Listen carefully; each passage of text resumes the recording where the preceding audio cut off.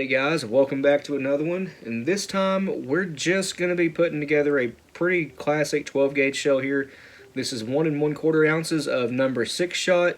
This one is going to be moving 1440 FPS. We're putting together a recipe that's kind of on the bottle, kind of not, but still, this is one we've shot plenty, and it's a pretty good one. You can call it a pheasant load if you want to, but really it's just range food for us. The shot we're using is homemade number 6 shot. This was sent to us by Joseph a while back, and this is some pretty good stuff. It looks fairly decent. It's not perfect, but it is homemade. It is relatively uniform in size though. Patterns pretty well. I like it. So the components we're going to be using are pretty simple. We have a Remington Nitro Gold here, Nitro 27, whatever you want to call it. One of my favorite hauls.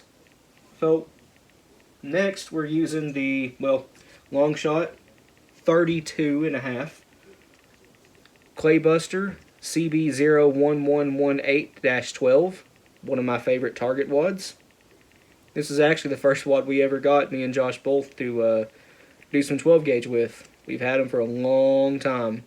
Forgot to mention this, but this is once fired, and it does have a Winchester 209 back in it. You could also use a Shadot if you have those. But that's pretty much all this one is powder, wad, shot, crimp. Really simple, no fillers, nothing like that. So to get this started, there's that. Now, our wad. Don't need to do anything to the wad, just set it down in there. Add a little bit of compression to it, but not much. And ready for shot now. You can see where the wad is in there, just under the crimp line.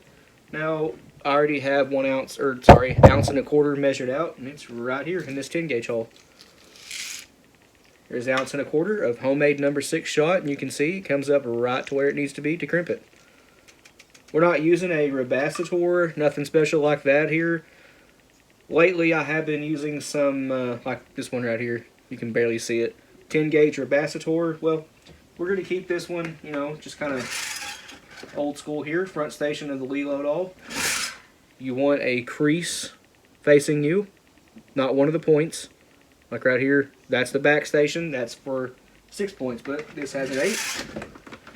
And just go ahead and crimp it. Like always, I like to pull down multiple times to get a, more even uniform crimp, and there you go guys. Looks excellent, about like they did coming out of the box. Can't really ask for better, and there you go. You guys want to know something cool about this shell right here? The 1 1/4 at 1440 used to be the old 10 gauge standard when it only came in a 2 7/8 inch shell, like that one there. Now, the 3.5 inch 10 gauge, I believe that came about in 1934 or 35, so about 90 years ago is when the 3.5 inch 10 gauge came out, but before that, the old standard was 1 1/4 at 1440. But when manufacturers started realizing you can, obviously get much heavier payloads in smaller gauges like 16 and 12 gauge, 1 1/4 easily fits in 16 gauge. 1 3/8, 1 1/2, 1 5/8, all of that easily fits in 12 gauge. So the 10 gauge 2 7/8 inch shell moved to a 1 5/8 ounce payload as its standard, no longer 1 1/4. But then in the early 90s, the 2 7/8 inch 10 gauge kind of just became obsolete. It's pretty much a hand loaders only cartridge now, although there are some custom outfits that still load 2 7/8 inch 10 gauge. Sorry to get off topic, but I just wanted to throw one of these together. This is actually sort of one of our favorite, things to shoot at the range. They have a decent amount of recoil to them. You're not using a ton of lead. And being a 2 3/4 inch shell, you can get quite a few of them in your gun. If you don't know, you don't have to use number 6 shot. 1 1/4 of lead is 1 1/4 of lead. Now, that being said, if you're using like 2 or 3 or 4 shot, you might have to go to a different wad. Something that has a little bit less crush section height. That wad in here is meant for 1 1/8, but obviously you'll do 1 1/4 too with fine powders like long shot.